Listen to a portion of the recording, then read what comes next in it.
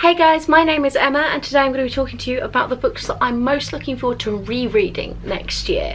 So this is part 3 of a little mini-series that I'm doing on my channel, which is talking about the act of rereading books. So today I've got a few books I want to talk to you about. I think there's like 8 or 9, and these are ones that I've only read once, but I really want to get to again. The book that I read the longest ago, I think, in this stack is Billy Lynn's Long Half-Time Walk by Ben Fountain.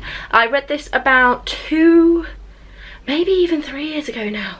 This is about a soldier who is on tour and he does something very heroic. It gets captured on camera, it becomes a bit of an internet sensation, and then him and his entire squadron get pulled back home for a bit of a press tour.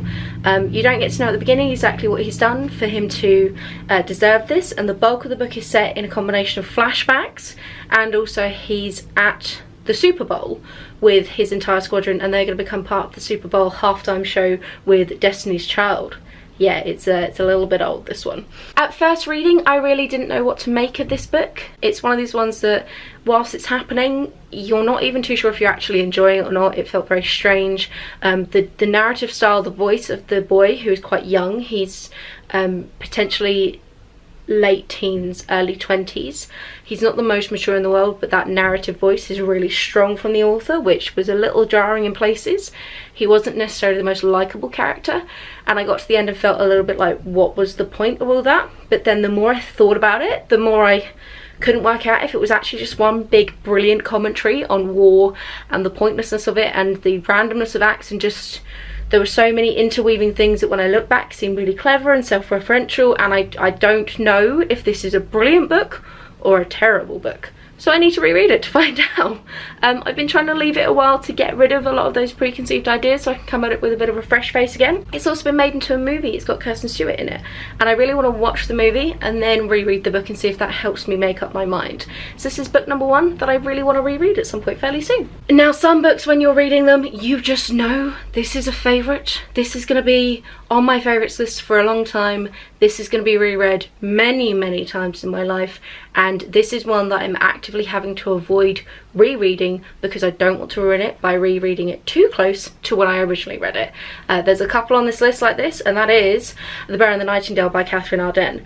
At this current point right now, I have book 2 on my shelf and I have not read it yet, and I want to sink my teeth into it, but I want to give it a whole day. And I've said this so many times in so many videos now, I want to give it a whole day to binge it, because that's what I ended up doing with this one, except I didn't know I wanted to do that, so I got nothing done the rest of that day. It trashed my to-do list, it trashed my scheduling, got no work done, and actually I know that book 2 is going to be exactly the same.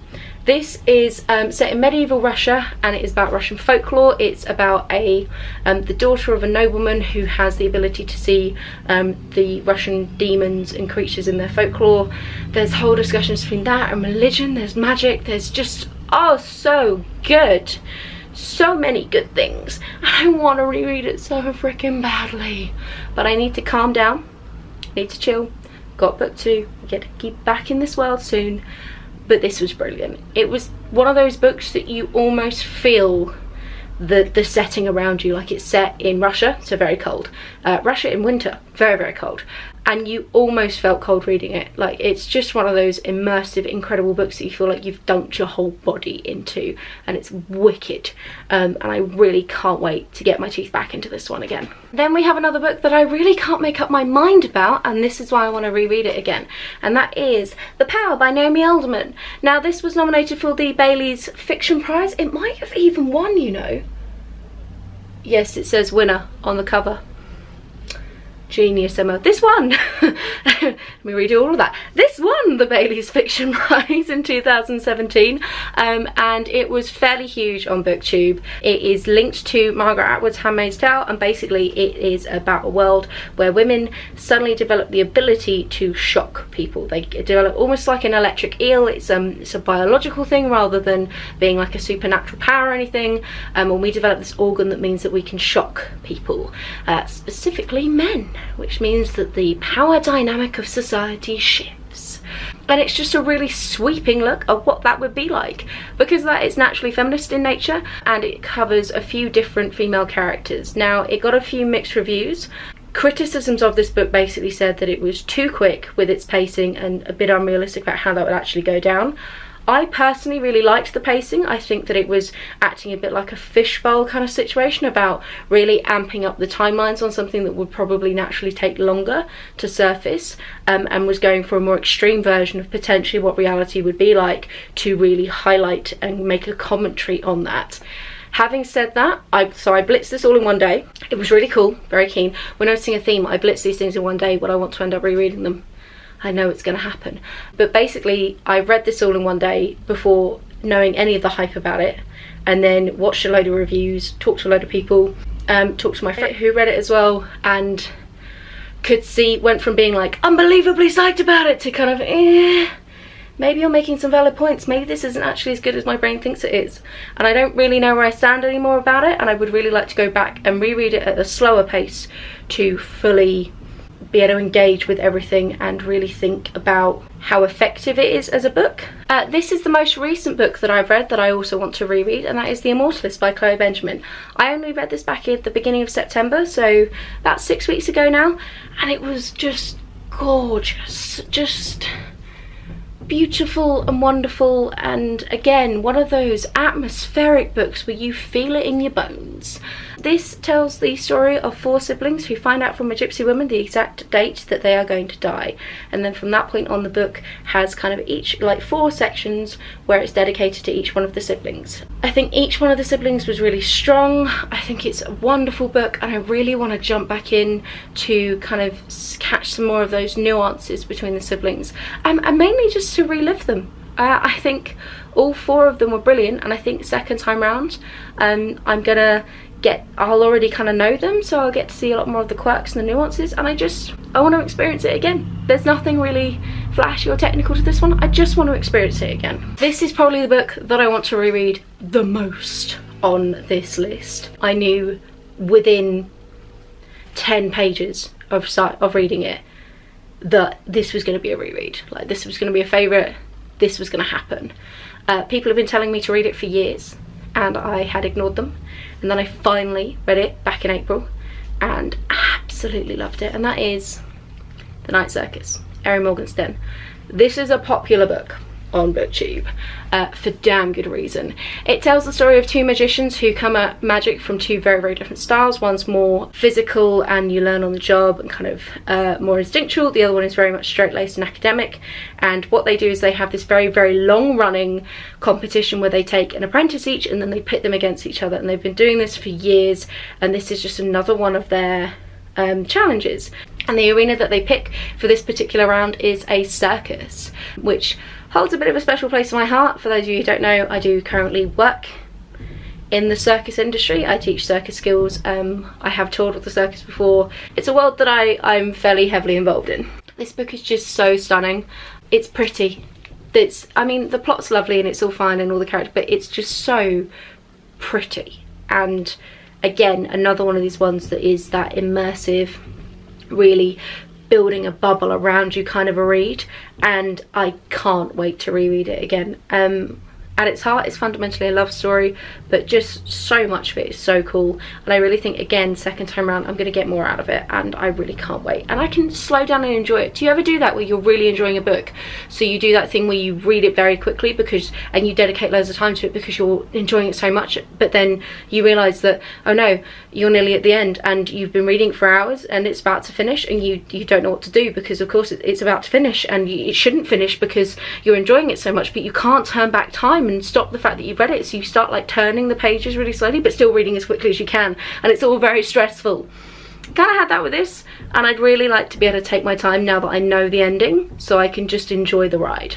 One book that I would really love to actually physically read, because I've listened to an audiobook, is The 7 Husbands of Evelyn Hugo. This is a wonderful tale of a character who is from like the original glory days of Hollywood, the golden days, and she's quite notorious because she's had 7 husbands in her life. Now she's coming towards the end of her career, everything's winding down, she's been very, very private up to this point, but then she approaches a fledgling journalist to tell her whole story, her fully authorized biography of her life, and you get to go along with her, and it's just beautiful and wonderful, and the characters are amazing, and it's a really lovely look at Hollywood and sexism and just everything, and there's gay rights, and Evelyn Hugo is bisexual, and you get to find out about that and about her relationships.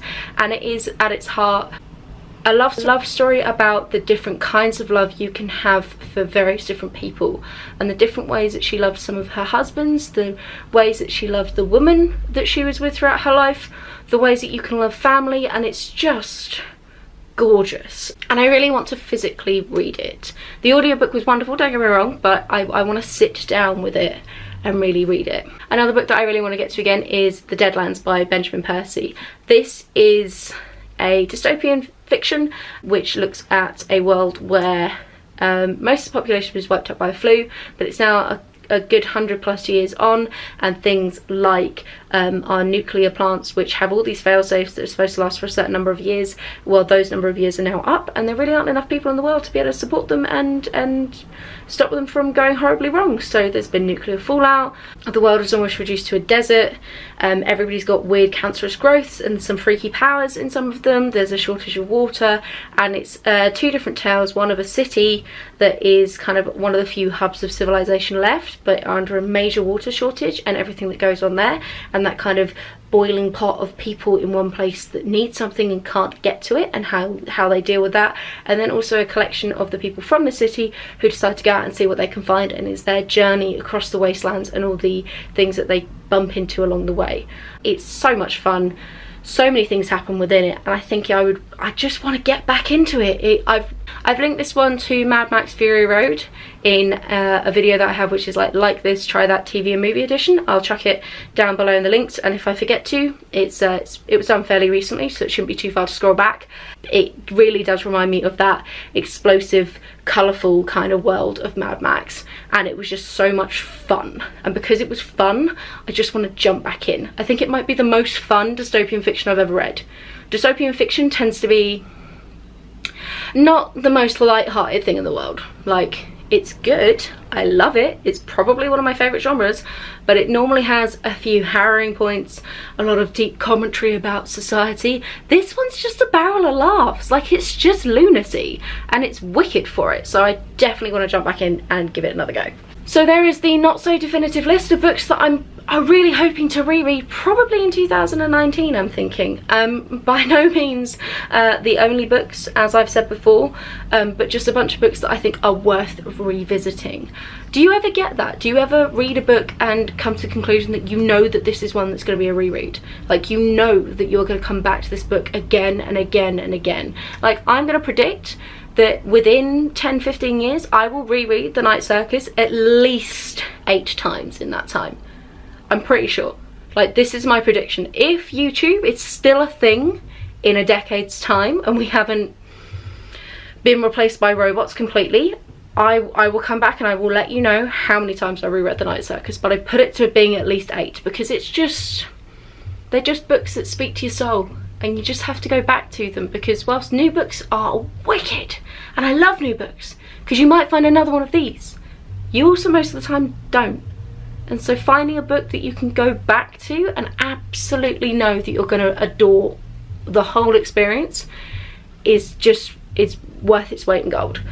Also, books that you can't make up your mind on are totally interesting. Like, ones that really make you think and question are so cool and so much fun, and I have quite a few on my shelves. Like, there were 2 mentioned up here really that I can't decide whether I like them or not, or I don't know my feelings on them yet, but there are definitely a few more that could make that list. There are just so many out there that you go, I don't know how I feel about you in both just you as a whole and in like the canon of what you're trying to do, and I just think it's really fun and interesting to revisit books. But yeah, this has gone rambly and all over the place and it's nonsense, and I'm tired and I need to clearly go make myself G&T and curl up with a book, but this has been really fun to chat to you guys about, and I think I'm going to have fun with this whole series in general. So I hope you've enjoyed this look at rereading as a kind of concept, and I'm probably going to try and do more videos like this in the future. Have a wicked reading week, and I will chat to you super soon. Bye!